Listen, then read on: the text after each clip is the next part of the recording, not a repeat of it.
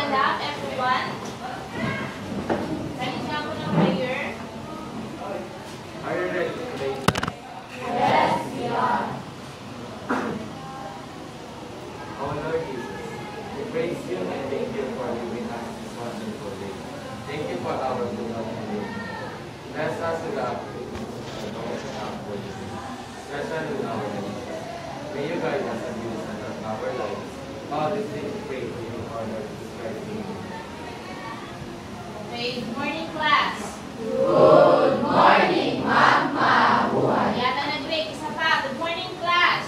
Good morning, Mama. Sige po, check tayo ng attendance. Alvin, sino po nag-check ng attendance natin? Ilan pong absent?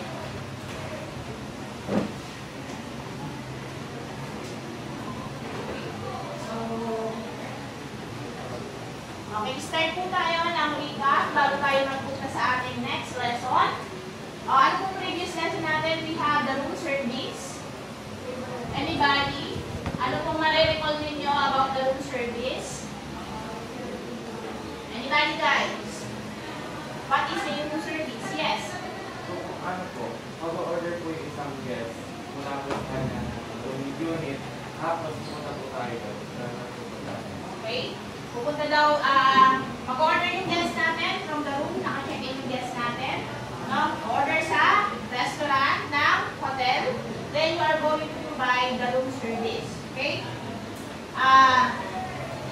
Ano po ba yung mga dapat natin i-gather na information when we are providing room service? O, na-demo nyo na yan. Anybody? Dito po. Ano yung mga information na kinukuha natin sa guest? Yes, Lia. Room number, pangalan po ng guest. No? Bakit kaya natin siya kinukuha? Yung pangalan at room number. Na? Para hindi malito, no? Ma-verify po natin kung saan po natin dadalhin yung order ng guest, no? Ano pa, bukod sa pangalan? Sa room number? Yes, Aldri. Lagi po natin titignan po yung order schedule po bago po tayo pumunta po sa may unit po. And lagi po tayo para po lang po yung source. Yes, double check the information ng ating order slip. Ano pa? Ano ba yung mga nasa order slip? Ano mga information na nandoon?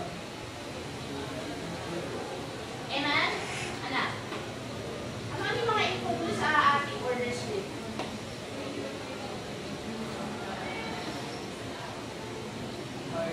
Pangalan? Sabi niya pangalan? Anong order? Ano yung mga in-order usually ng guest natin? Breakfast? Specification, anak? Correct? Ano? Preparation, diba? So, those are the information na kailangan po natin ma-note correctly. No? Bakit ba natin kailangan o importante daw? No? Kailangan natin na tama yung mga information na nag-gather natin. Sige, Kylie. Naglilitik tayo ng orders to verify na tama po yung mga info na nakuha natin o na-take note natin before room service. Okay, let us have guess this picture. Ano po mga mapapansin nyo dyan? Can you give insight sa picture? Yes.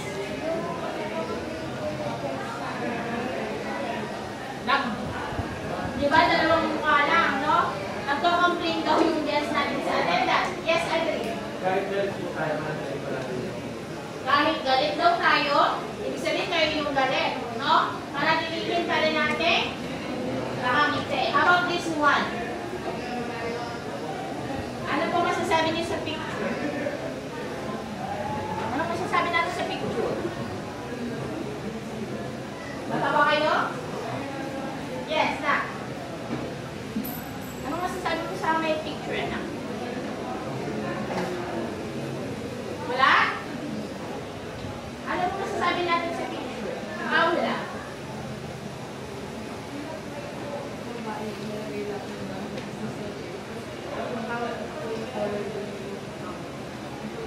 Yung babae daw, tinatry na No, tapos yung attendant, tumatawag na daw po. How about this one? Yes, Paula.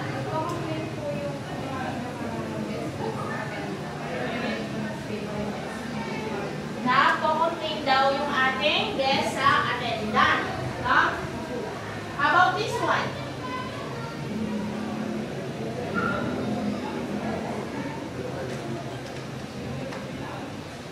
Sabi dyan, reservation.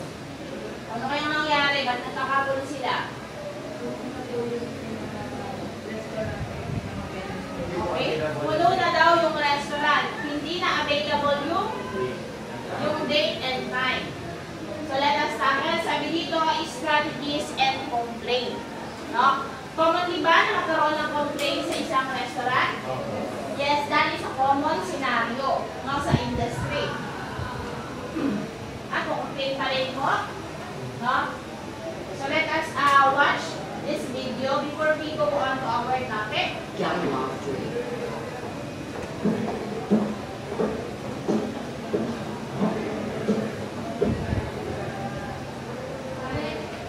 Hello. Can I take your order? Yes. I'd like a number 7 lunch special, please. And I'd really fancy a tall cappuccino, 3 sugars. Anything else? No, that's it. And I'd have that to stay, please.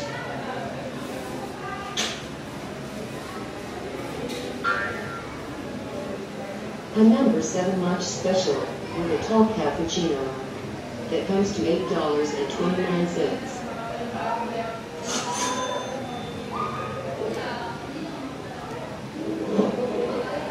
Here you go.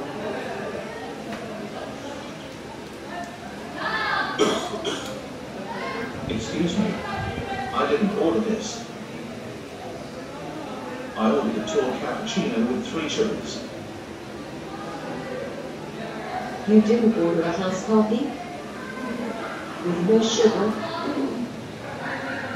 No, I didn't. I'm sorry. That's my mistake. Let me get you the tall cappuccino. No problem.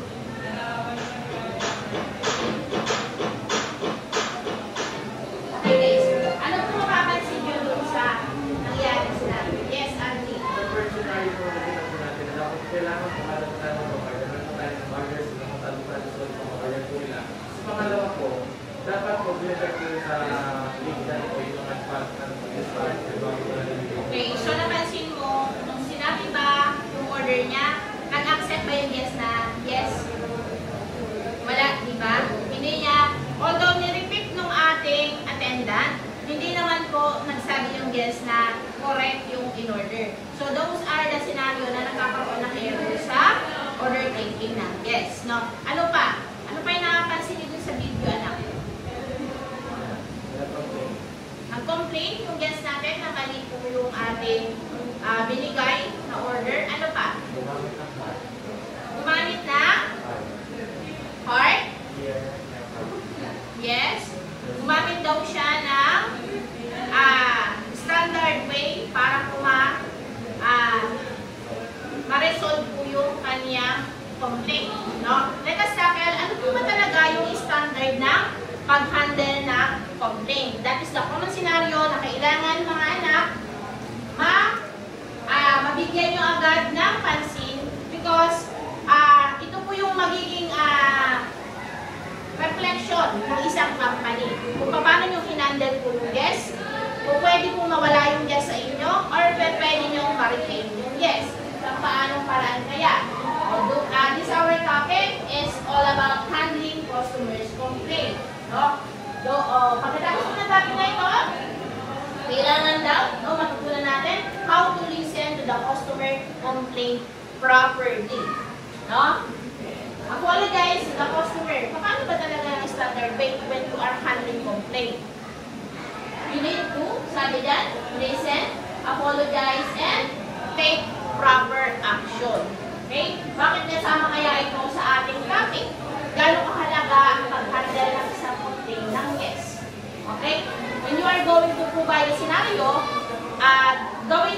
sarili niyo kung kayo po yung nagko-complain.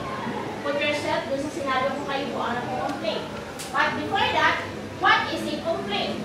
Ano po ba ang complaint? Anybody? Pag sinabi natin complaint, ano po ba ang ibig sabihin ng complaint? Yes, Alvin. Pagre-reklamo. O bakit po ba kayo nagre-reklamo? Yes.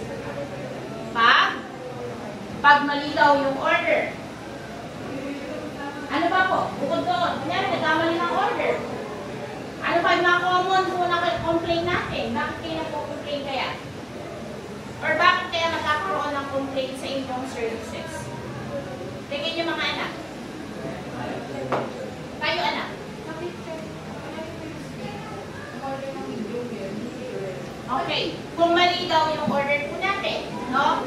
Mali doon sa in-order natin yung pinrovide nila food. Ano pa kaya? Yes.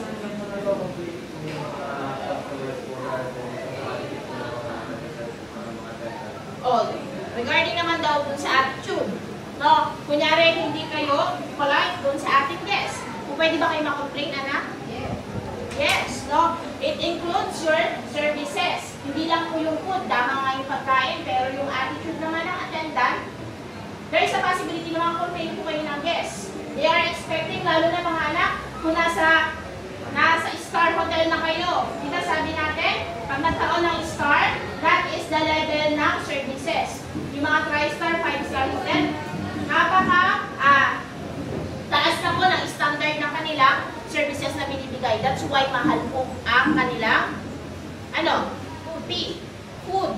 Yung quality, yung kalidad ng services, yung quality ng food, mahal. Bakit? Kasi pag narinig mo na 3-star or 5-star hotel, they are superior in quality of food, in services. Train po ang kanilang mga attendant. Okay, sabi dito mga anak, complaint is a statement where is expressing dissatisfaction. You are not satisfied. No? Kaya nga kung nagko-complain kayo, di ba? O for example, dito mga anak, bakit kayo nagko-complain minsan sa teacher ninyo about the grade? Kasi bababa daw. Ibig sabihin, you are expecting na mataas po yung grade mo. Diba? Pero pagbigay ng grade sa'yo, mababa. It means you are not satisfied to the grade. Kaya ka nagko-complain. You are expecting more. Tama? Tama po ba? Tama po ba? Yes, no? Sabi dito, dissatisfaction or annoyance about something. Nainis kayo. Diba? Bakit? May mali sa services. Okay? Why do customers complain? Of course, their expectation have not been met. Kunyari anak, nagbayad po kayo. You are dining in to the restaurant. Nag-dine in po kayo. Nagbayad kayo ng mahal. Pero yung mga quality ng food, pwede po bilhin sa karinderya. Diba? Magpo-complain ba kayo? Bakit yung isang dishes nila is worth 500? Pero yung presentation naman parang karinderya lang? Diba? Ibig sabihin anak, hindi na may met daw yung inyong satisfaction. No? Okay, another. To release their anger. No? Meron ba kayong mga dito? Problem sa anger? Na naiinis lang kayo para mawala yung inis nyo. Diba? Commonly, if you are not satisfied, di ba nagko-complain kayo sa teacher nyo, anak? Ma'am, bakit po ganito yung grade? Para ma-release nyo po yung nasa isip ninyo. Bakit gano'n? Nagko-complain kayo para masagot po yung question natin sa sarili natin. No? Sabi dito, pakibasa nga. Next. Ay, sorry.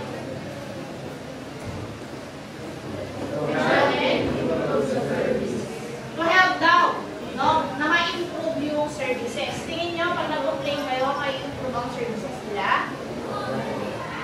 Sino nagsabing yes? Taas yung kamay. Sino nagsabing no? Taas yung kamay. O yung mga wala lang. No. Ano po ang anak? Ano po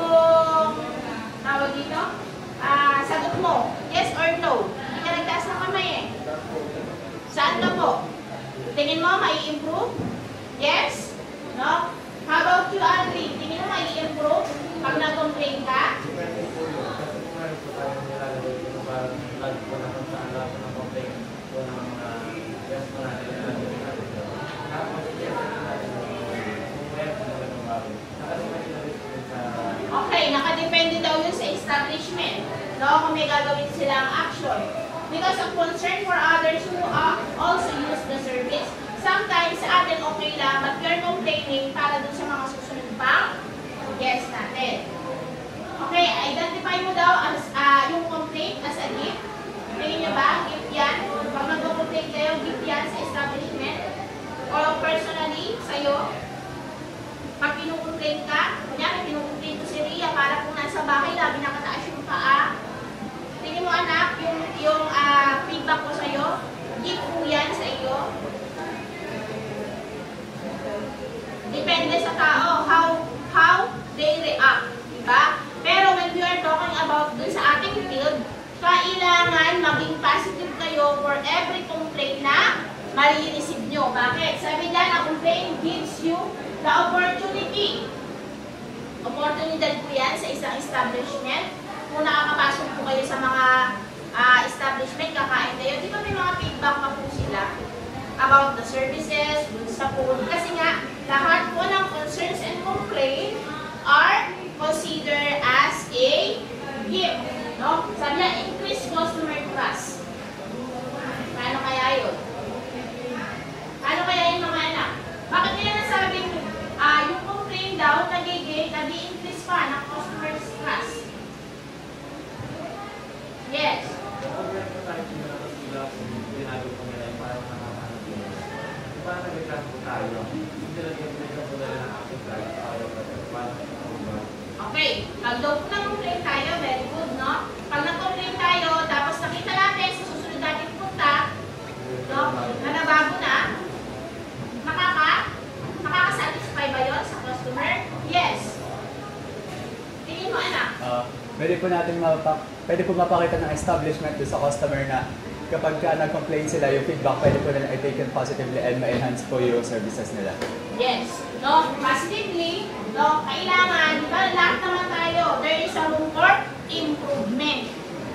No, mga anak, lahat po tayo dapat positive to accept the improvement kahit tayo personally.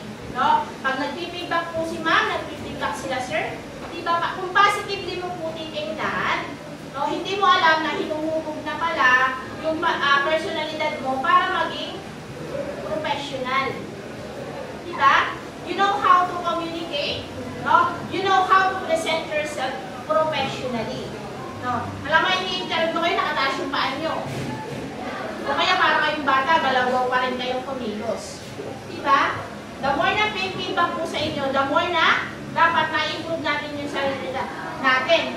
Ganito pala, hindi pala dapat. Sa edad ko pala, dapat kumikilos na ako ng tama. Then, para po pag nakagraduate kayo, you know how to present yourself professionally. Lalo lang kung may job interview lang po kayo. Diba? Kunyari, na-feedbackan ni ma'am. Pagkatapos, tinawag doon sa labas, anak, wake up mo. Hindi naman gabi. Bawasan natin. No? Para when you are present, diba, gusto niyo ba yun, anak? Kunyari, nag-apply kayo, hindi na makasalita yung nag-interview kasi pak na pak yung makeup nyo. So, parang gabi-gabi. Diba? There's always the positive aspect pag sinisita po tayo. Okay? Next, build long-term relationship. No? Ang customer mo, babalikan ka kasi nakita, anong nag-concern po sa kanila, in-improve naman nila yung services. No? Another one is build long-term relationship. Diba? Kung pinipigdakan po kayo, nakita ni ma'am, anong binati ko itong bata. No? Sumunod na pasok ko sa klase, hindi niya na po tinataas yung panyo. Kumikilos na po siya, naaayon sa edad niya. Diba? How about your parents, mga anak? Pag sinisita kayo ng parents ninyo. No? Tingin niyo po, anak, nagiging, tinitake nyo ba as a positive? Or galit lang, pinibakan kayo, nagalit kayo. Makailan na kasi po si ma'am eh. Diba? Tama ba, guys? Tama ba? Diba minsan,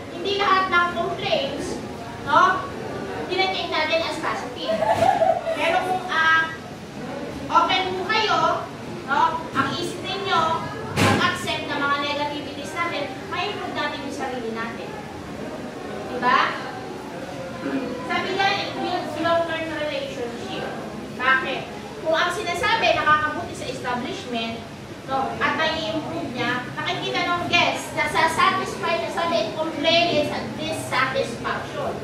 No? Pero kung nasa-satisfy natin yung guest, babalik at babalik kayo. Tama ba? Walang iniwan po yan sa karelasyon natin. For example, yung boyfriend nyo, may complaint kayo sa time na binibigay niya sa inyo. Diba? Kung walang improvement, ganun pa rin, ano pong mangyayari? Kylie, tingin mo anak ko. Ano pong mangyayari? If your complaint nadi-disregard, ano pong gagawin kay boyfriend? Ha?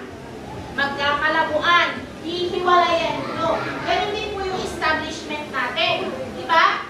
Kung pupunta kayo, lagi na lang ganun yung services, walang kalidad yung servisyo, diba? Masusungit yung empleyado, babalik pa ba kayo anak? Diba? Hahanap po kayo ng iba. So alam niyo na, pag hiniwalayan kayo, tama? Walang improvement. The negativities hindi ina-accept as positive. No? To have improvement. Customer will use your services again if they believe complaints are welcome and addressed. Diba anak? Babalik-balikan niyo po yung establishment. Kung nagkakaroon ng positivity yung pag-accept nila ng complaint. Okay? How to handle customer complaint. Paano niyo po ba siya properly, professionally i-handle? Sabi dyan? Paano daw? Kung tayo nasa establishment, mamaya pag-graduate nyo, naka-hire po kayo sa isang hotel, restaurant, no? Nandun kayo sa receptionist kayo. You're welcoming the guests, pero nakasibangot kayo kasi down na down kayo ng araw na yun. Pwede po ba siya? Hindi. You should be polite. Sabi yan, address customer by name. For example, si Adri po yung aking customer. Yes, Mr. Sabando. You need to call para nare-recognize niya na siya po talaga ay binibigyan niya ng importansya. No? All communication. Pakibasa nga mga anak. All communication should be in the first person. Okay, ginagawa niyo ba yan, anak? Kayo? Okay, sino man first person? Kayo mismo, sa inyo lang complaint eh. Hindi po pwede na-complain sa akin. Sige po, punta po kayo sa manager na lang po kayo mag-complain. You are the one, you are taking the responsibility. And sabi dyan, I am sorry, sir, sa bando. In-accept ko yung mali ng establishment. Ako mismo personally ang nagbili sa kanya ng pasensya. Don't use down ng we. We were sorry. Uulitin ko, standard way, you are accepting the complaint. Huwag mo nang ilipat sa iba. Huwag mo nang sabihin, opo, kami nga, nandamay ka pa. No? Personally, dapat ikaw mismo ang humihingi ng pasensya. Sabi nga natin, di ba? Kasabihan sa customer is always right. Kasi sila po ang nakaka-experience ng services po natin. Sila po ang nakaka-alam kung kailangan nyo pa ba ng improvement. If you disregard those complaints, ano kayang mangyayari sa inyo, anak? Ha? Papangit yung feedback. Eh, alam niyo naman, uso si Marites. Diba? Sa entrepreneur natin, sa negosyo, mga anak, tandaan po ninyo. No? Na ang customer po ang binibigyan natin ng servisyo and the best advertisement, magkaka-entrep na kayo next year. What is the best advertisement na pwede niyong magawa? Ano po? Mga recommendations po ng previous guests. Okay, very good. Mga recommendation daw na previous guests. Nagpunta kami dun sa resort na yon. Sobrang ganda ng services nila. Masasarap yung pagkain. They are recommending your establishment, your business. Hindi mo po kailangan mamigay. Pangatlo, don't make excuses or blame others in your hotel. Okay, wag daw kayo mag-blame. No? You will need to take the full responsibility.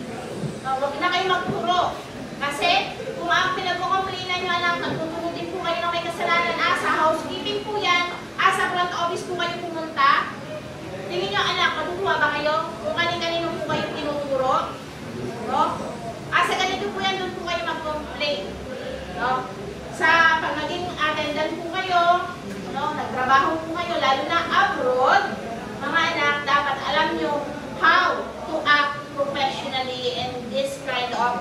circumstances. Okay? Another one. Give the customer. Again, guys, pakibasa. Give the customer your full attention and establish eye contact. Okay. Sabi dyan, give the customer full attention. Ano kaya mararamdaman natin? Anak, ano pangalan nito? Yoji. Kung pinakausap kita, anak, hindi ka po, may ginagawa ka. Mababastos po ako bilang customer. Another, kung ang kinakausap nyo o nagko-complain ako, may ginagawa kong iba. Ano kayang mararamdaman, anak? Ikaw, kunyari nagko-complain ka kay ma'am. Check ng check si ma'am ng papel. Ano po mararamdaman mo, anak?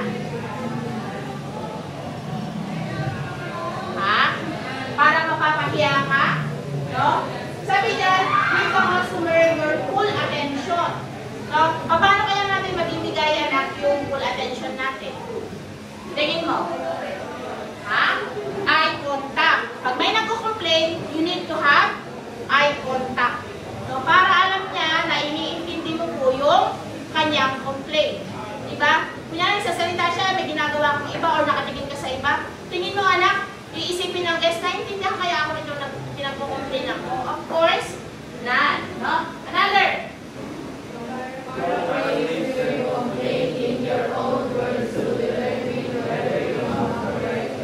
Okay, sabi dyan, paraphrase. When we are talking about paraphrasing, iniiba mo lang po yung way or phrase. Pero same po. Sabi dyan, you're using your own word. Kunyari, for example natin, we're complaining about the bathroom of your hotel. Marumi. No? Of course, hindi mo naman pupulitin yung sinabi niya. No? But you need to paraphrase. Para lang po, tama po ba na ang complaining nyo is your bathroom doon sa ganitong room, ganito, ganyan, yung details. Yung pa rin yung detalye, to let them know na naiintindihan mo po ang complaint ng guest. Okay? Another. If you don't know the answer to their problem, sabi yan mga anak, don't lie. Kung hindi mo talaga alam yung complaint, no? Huwag na po kayo magsinungaling o nagpalusot pa. Di ba lalo kayo naiinis sa mga boyfriend mo anak pa nagpapalusot pa? Sabi, okay lang. No? Na maging honest po kayo sa customer natin. Okay? Sabi nga, honesty is the best policy. Lalo magta-trust po sa atin yung mga guests. Kung talaga po, honest kayo sa kanila.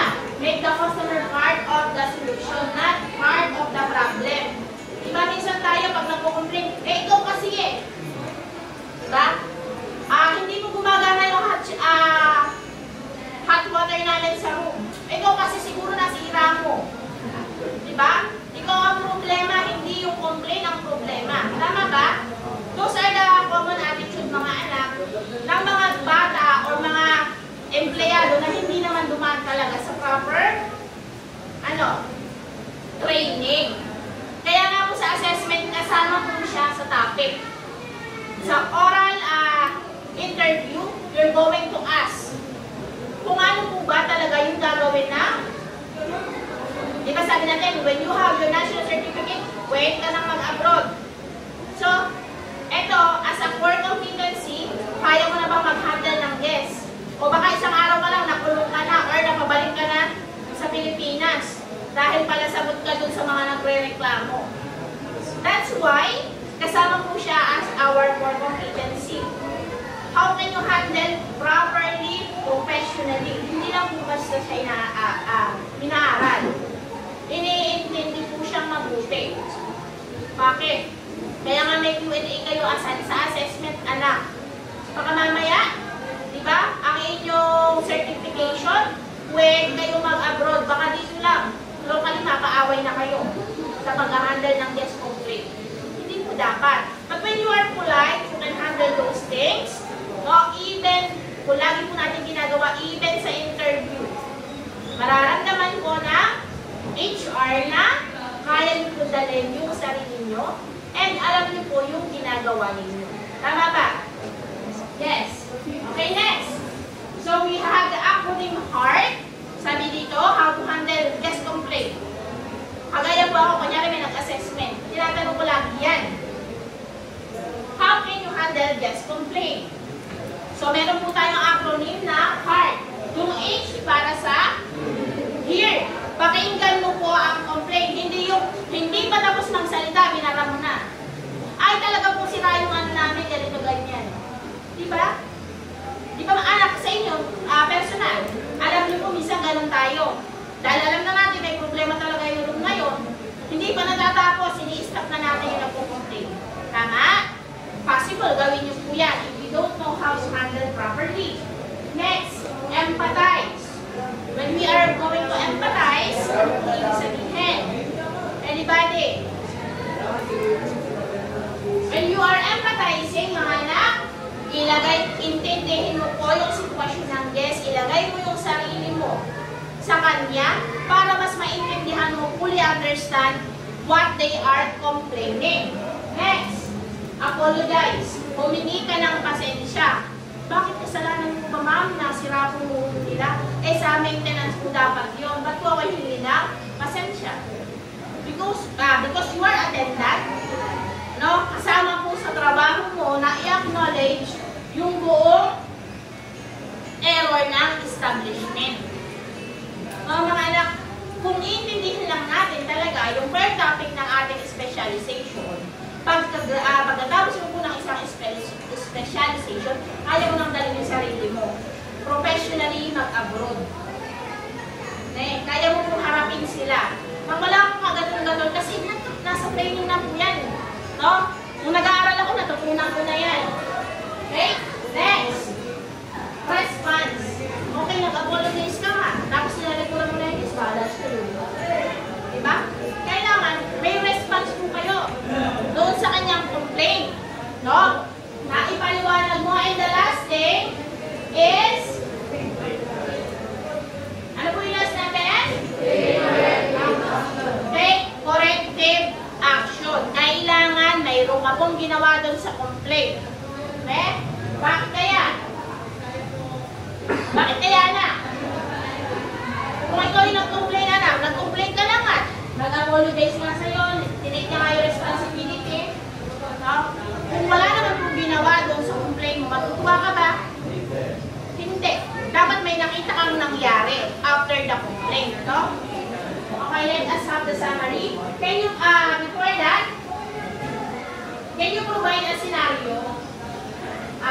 Anyone sa inyo, mag-provide ng isang scene kung saan may complaint yung guest at kung paano po ito na-handle. Anybody? Simple complaint.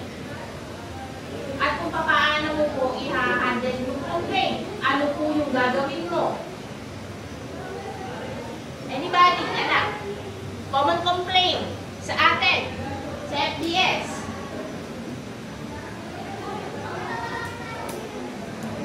About the topic, dun sa lesson natin. Yes, Andre?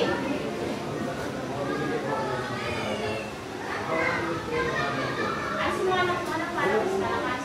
Ano ba? Ito. Isang scenarios po about po sa may... Minsan po sila po yung sa may... Hindi po siya. Ganun po. Hindi po tayo na... Una po, kapag-pangkilan po tayo sa kanya. Tapos, kung hindi po tayo nakapensya. Kung kaya po po, it's either gagawa po tayo. Gagawa po tayo ng kapag po sa mga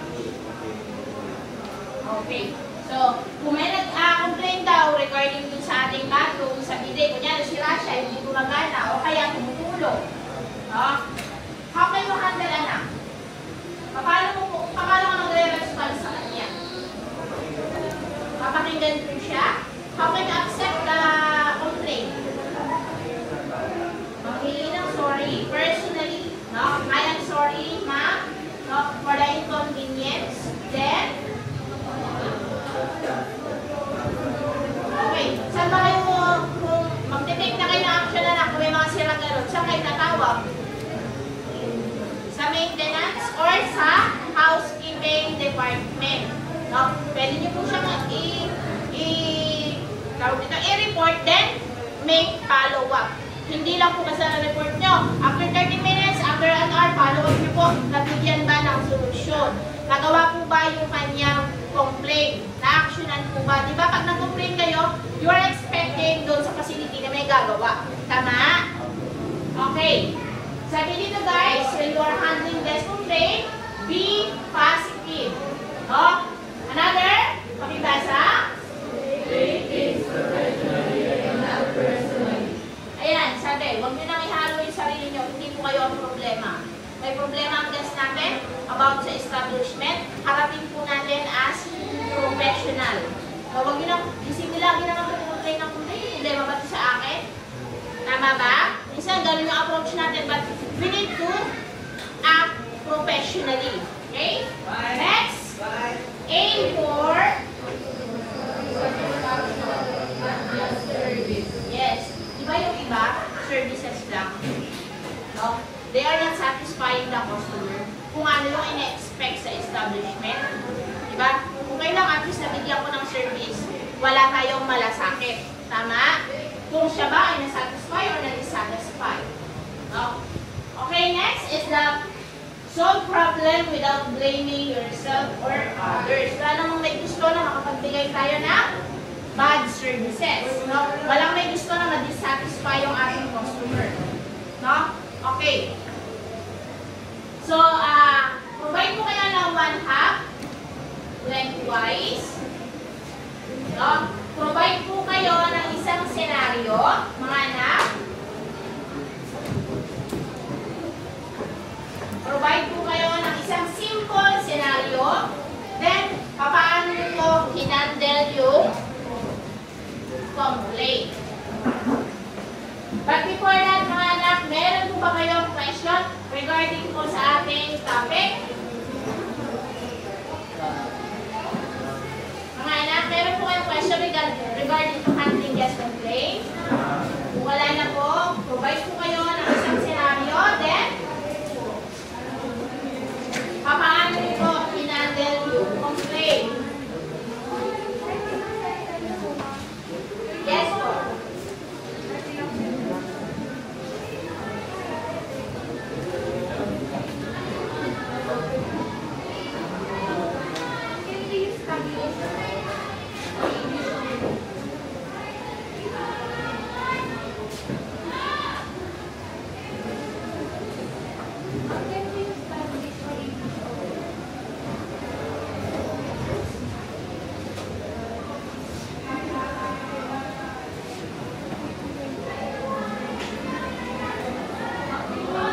Yes po. Express nyo po how to handle yung complaint.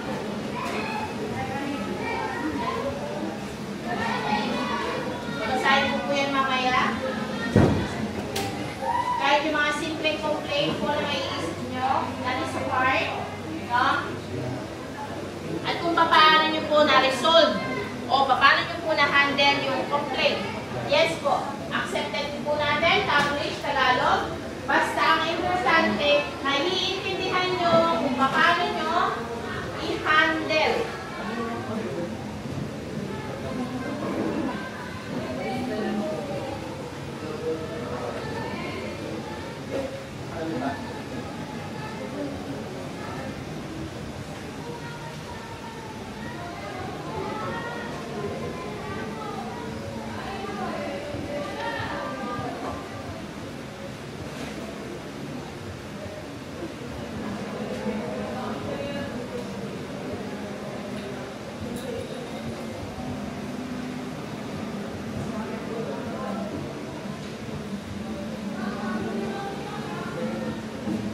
Yes po.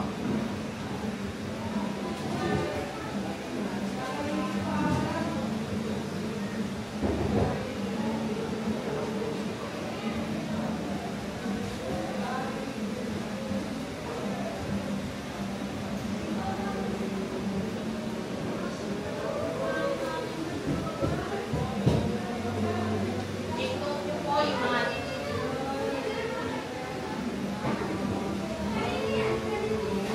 pointers natin.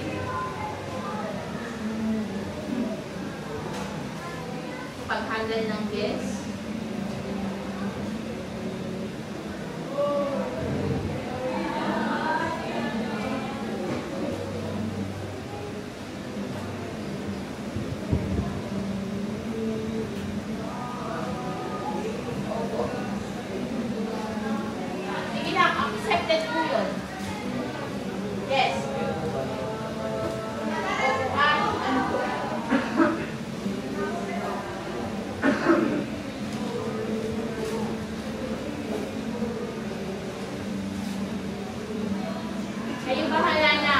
quality ng services, sa pagkain, sa reservation. Ang dami naging complaint sa establishment, anak. Sa facility, kayo po bahala. Okay? Then, how can you handle? Ano po ba yung corrective action na pwede natin ibigay sa ating complainant to make them satisfied?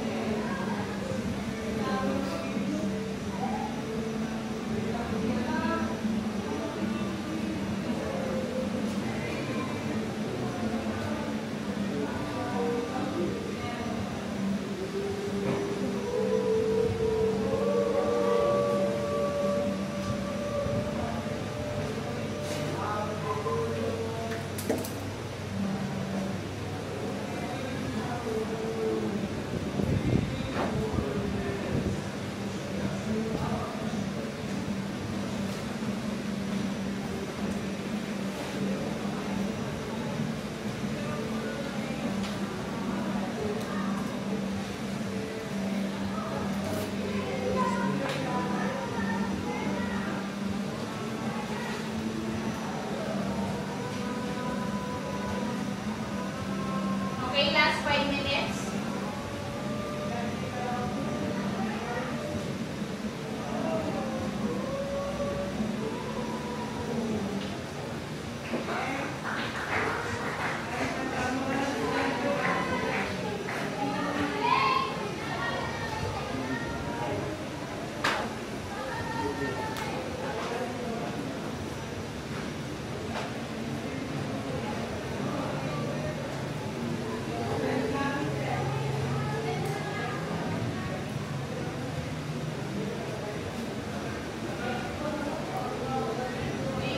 Sino na yung tapos? Pakitasan na po sa akin. Nangyari na. Simple, ano lang yan, anak? Simple scenario lang.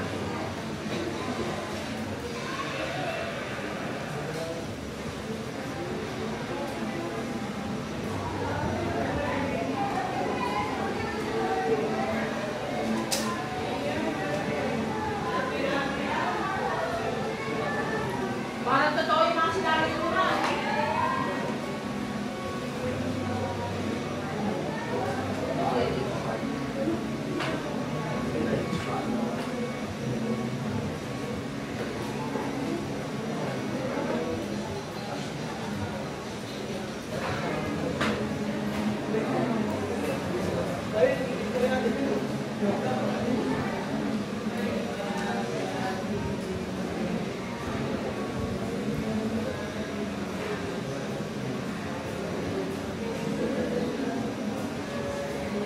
Okay guys, share nyo nga po yung insight nyo. Bakit tingin nyo importante at kailangan po yung topic na yan as attendant? Anybody? Yung sa mga yarina po sige Andre, punta ka sa harap ka na. Ano po kasi tayo, technical professional, na kung saan pinag-aaralan po natin yung mga proper na pagkasalita. Kung saan, pinali ko ba, yung simpleng guest complaint na po, hindi po natin naayos po nasunod ng maayos. Parang napaka-unprofessional na po yung lalo na kapag ano po tayo. Naging masyado po tayo para wala po tayo pinag-aral. Pati po natin nakapalik po sa sarili po natin. Tingin mo anak, pag ganun po yung nangyari sa atin, ganyan, mga nakukumplain po natin na re-resolve. Ano po mangyayari sa establishment? Nagkaroon po sa mga negative image na kung saan pwede po nung maging dahilan po ng pagkababa po ng mga ratings po nila. Yes, even the sales, maaari pong maapektuhan yung sales nyo. Yung quality ng services, kunyari dati kayo 5 star, bababa po yun. Eh, kasi may mga negative feedback po sa inyo. Sino pa po? How about Ria? Anak, punta ka po sa harap, with your insight sa topic.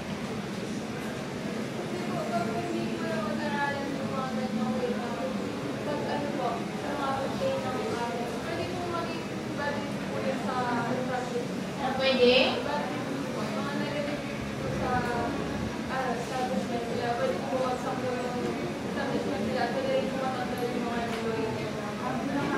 Usually, commonly pa naman ngayon anak, di ba? Konting kibot, nasa social media ka. No? Pwede magkaroon ng bad image po yung ating establishment. How about dito, anak? Dito sa row na to, anak. Any insight? Dun sa topic? Why it is important? Anak? Obvious sila? Ikaw anak ko. Tingin nyo, why it is important?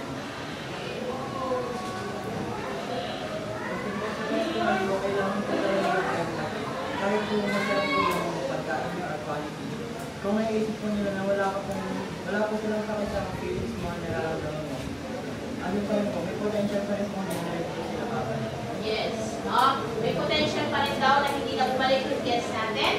If they are experience errors and mismanagement sa services, no? Siyempre, masahanap kayo ng mas kalidad na services. O, last na lang. Sino pa? Bigay ng insight sa topic. Isidro. Siya pala yun, no? Si Eman. Eman, anong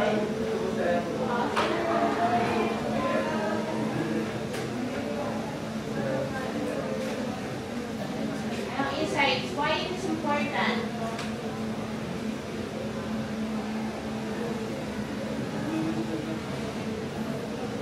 Ayan na si Eman. Ayun na anak ko. Bigyan mo lang anak. Kaya importante alam kung paano handle yung ating complaint. Harap ka dito na. Halika. Sa panahon po kasi example po dito na may maganda competition po Negative image, no? Okay? Okay, pakipasa na po yung papel.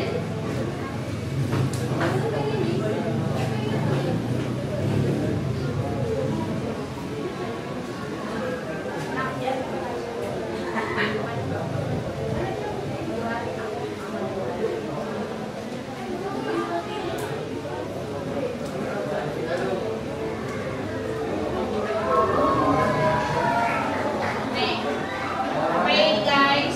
Pakibasa lang po yung papel. Then tomorrow, yung mga hindi pa po yare sa oral, Monday, anak. On Monday, may klase tayo din. Anong oras, anak? Before recess, yung mga hindi pa po nakakapag-oral, demonstration,